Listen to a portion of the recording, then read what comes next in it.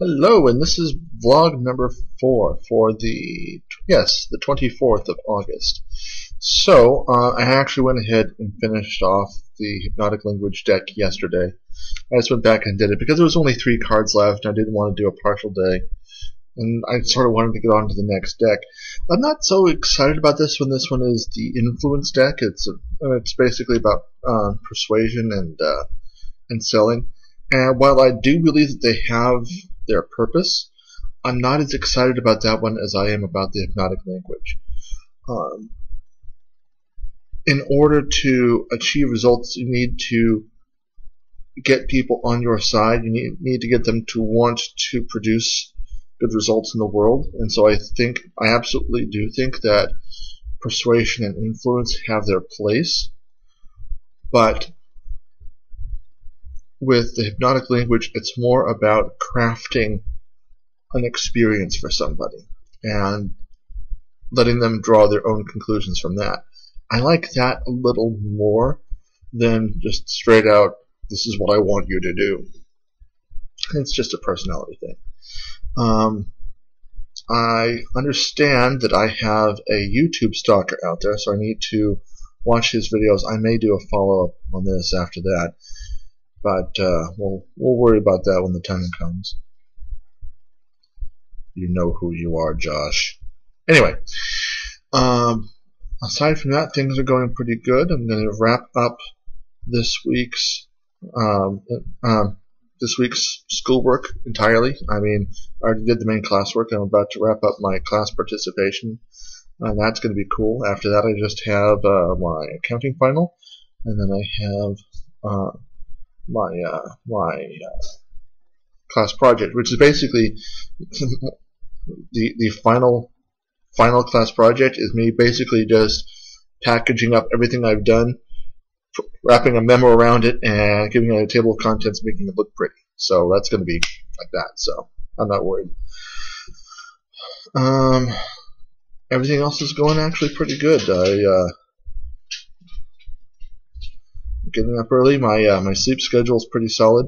I don't know if I've actually mentioned that on here or not. So let me do a little background here.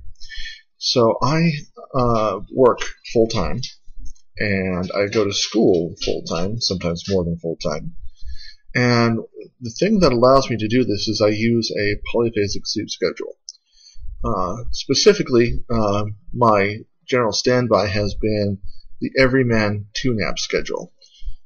I have used the Everyman 3-nap, and I've actually even used Dimaxion for about 2 weeks.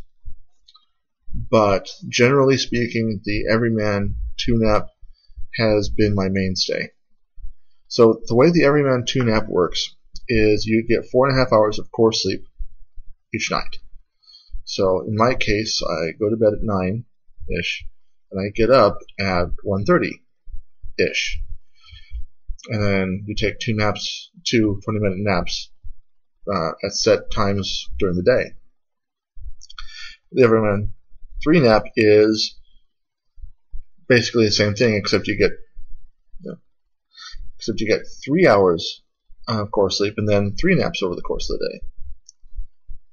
That is really weird how that camera keeps doing that. Anyway, and then Dimaxion, you basically get 4 naps evenly spaced throughout the day.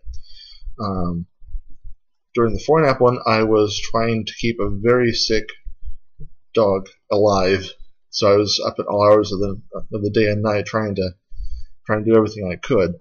And so I switched to a Dimaxion simply so I could devote as much attention to it as possible. So anyway, the reason that I use the 2-nap instead of the 3-nap is that the 2-nap, it's not as stable as the 3-nap. In my personal experience, the way my body works, the 2-nap isn't as stable as the 3-nap. So in other words, when I was on the 3-nap, I wouldn't ever get tired. I would lay down when it was time and be asleep, but I wouldn't be... With the 2-nap, I actually do get tired every now and then. It's not as stable as the 3-nap. But the difference is that although the 2-nap isn't as stable, it is more forgiving. I have more leeway. And unfortunately, with me, life just keeps getting in the way. I mean, I have to be at an appointment over here. I have to go and attend this. Different things will cause me to not be able to keep a rigidly timed sleep schedule. And I find that going with the Everyman 2-nap works for me. And yes, that's my cat Tigger. Watch her descend upon me. Yeah, I've seen this play out before. Anyway, so my sleep schedule is actually doing really well, especially considering the fact that it was just last week that we had to evacuate and crash somewhere because our air conditioning gave out during the heat of summer.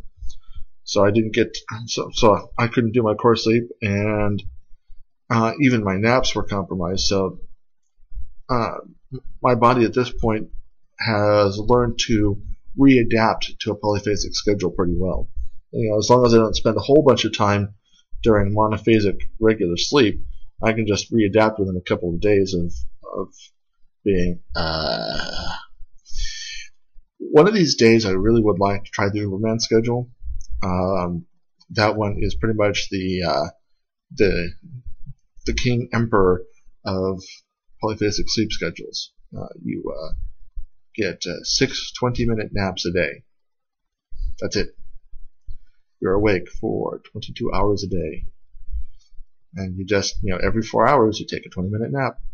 I'm told that it is a wonderful experience if you can actually make it happen.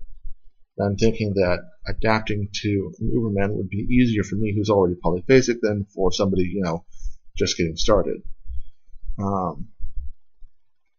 At this point, I've gotten very, very in touch with sleep deprivation. But anyway, that pretty much wraps up for this. I know I'm rambling, and I do apologize for that, but I figure a little background wouldn't be a bad thing. So I will catch you later.